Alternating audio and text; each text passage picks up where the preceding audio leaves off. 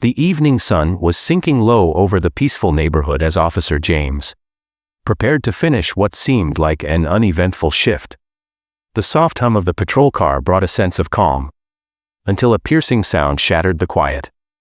It was the unmistakable cry of a child. He turned just in time to see a young girl, no more than 6 years old, running toward him. Tears streamed down her cheeks, her tiny hands shaking as she tried to form words between sobs. Her pink dress was crumpled, her hair disheveled as if she'd been running for some time. Through trembling lips, she pleaded, "Please, come to my house." Something in her eyes, an urgent mix of fear, despair, and hope, told James this wasn't a simple tantrum. This was a desperate call for help, and his instincts screamed that he couldn't turn away. Before the story continues, if you believe in kindness, second chances, and the power of compassion, please take a moment to like, share, comment, and subscribe to Stories of Kindness. Your support allows us to keep sharing touching stories like this one. Without hesitation, James stepped out of the car, crouched to meet her gaze, and gently assured her that he was there to help. She grabbed his hand and tugged, urging him to follow. Her pace was quick, her urgency unmistakable. She barely spoke along the way, only glancing back occasionally to make sure he was keeping up. They wove through quiet suburban streets, and with every step, James felt the tension rising. The neighborhood grew older, paint peeling from walls, silence heavy in the air. At last, they stopped in front of a small, neglected house. The yard was overgrown, the front door left slightly ajar. The little girl pointed toward the doorway, her voice trembling as she whispered that her mommy was inside. And she wouldn't wake up. James's chest tightened. He entered cautiously, the dim light revealing a living room marked by hardship. Empty food containers, scattered bills, and the stale scent of exhaustion. Following the child, he stepped into a small bedroom where he found a young woman, barely in her 20s, lying motionless on the bed. He quickly checked for a pulse. She was alive, but weak, her breathing shallow. This wasn't simple sleep. She needed urgent medical care. Calling for an ambulance, James kept the girl calm, asking gentle questions. Her name was Emily. Through sobs, she explained that her mother had been ill for days. She had tried to make soup but couldn't reach the stove. Too frightened to leave her side until desperation drove her out. Right into James's path. Paramedics arrived swiftly and rushed the young woman to the hospital. Emily clung to James's uniform, refusing to let go. He promised to stay with her until her mother was safe.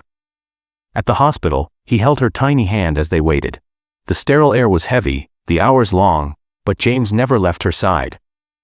Finally, a doctor appeared with news Emily's mother, Sarah, had collapsed from untreated pneumonia, severe exhaustion, and dehydration. She had been working multiple jobs, sacrificing her own health to provide for her daughter. James's heart ached as he remembered the cluttered home and unpaid bills. Clearly, Sarah had been silently struggling for a long time, too proud or too afraid to ask for help. Emily sat quietly, hugging her knees, her eyes darting toward every nurse who passed, as if searching for a miracle. James crouched beside her and promised that he would make sure everything turned out okay. In the following days, as Sarah recovered, James visited often. Emily began to smile again, comforted by his presence.